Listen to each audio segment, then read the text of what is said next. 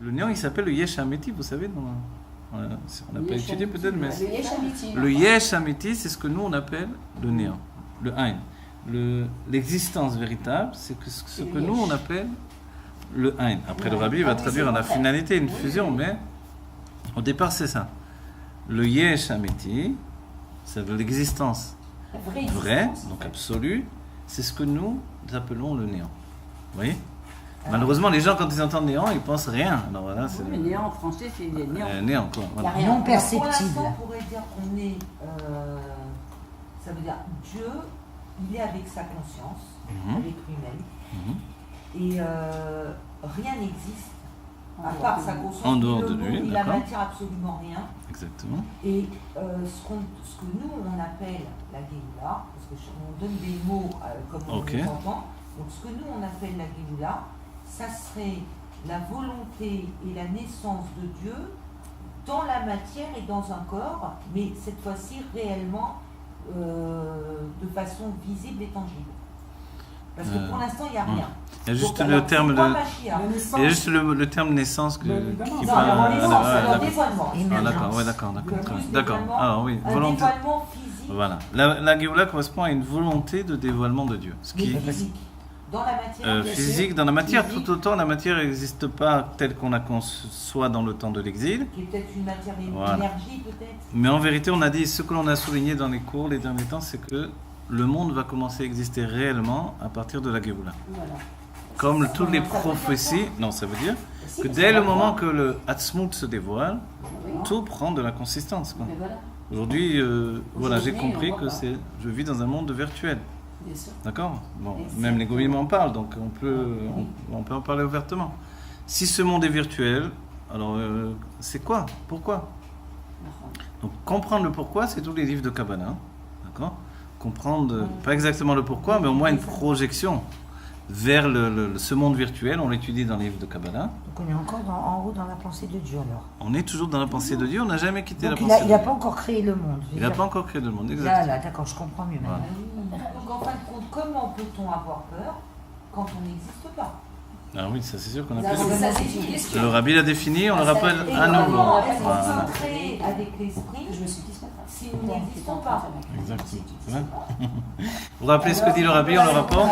Je n'ai été créé que pour servir mon Créateur. Le Rabbi dit, je n'ai été créé, point, je n'ai pas été créé. Alors, je peux servir mon Créateur. Vous comprenez? Je n'ai été créé que pour servir mon Créateur. Ani lo nivrati nekuda. Je n'ai pas été créé, donc. Oui, je n'ai été créé en français, ça veut dire je n'ai pas été créé. Donc, je peux servir mon Créateur. C'est-à-dire que tant que je suis un être créé, je ne peux pas servir mon Créateur. Vous comprenez? Quand on a peur, ça veut dire qu'on est.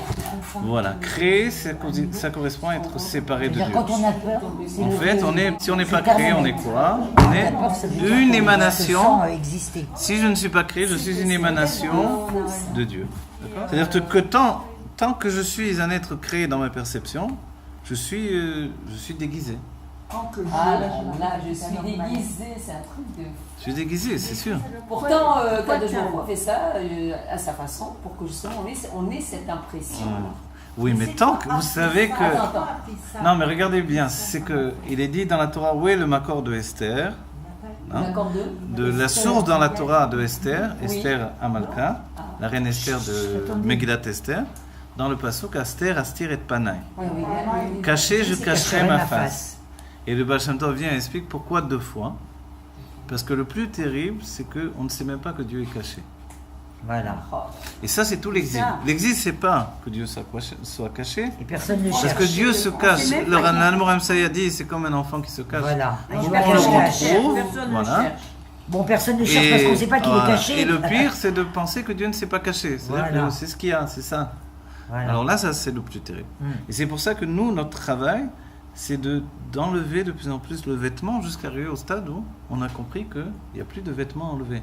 Voilà. C'est notre époque. On a enlevé tous les vêtements, donc qu'est-ce que tu vas enlever maintenant? Mais rien. Donc, C'est, on est à nu. Qu'est-ce qu'il y a quand on est à nu? Il y a l'essence de l'être qui est dévoilé. D'accord? De là, on a déjà expliqué qu'il n'y a plus tellement de dévoilement divin, il n'y a plus de tzadikim dans le monde, etc. Pourquoi? Parce qu'on est collé à l'essence de Dieu. Elle est là dans tout ce qu'on touche, dans tout ce que l'on vit. Et c'est vrai qu'on ne le souligne jamais assez. Donc, compte tenu de tout ça, tout ce que l'on vit, c'est l'expression de l'essence. Alors d'où viendrait la souffrance?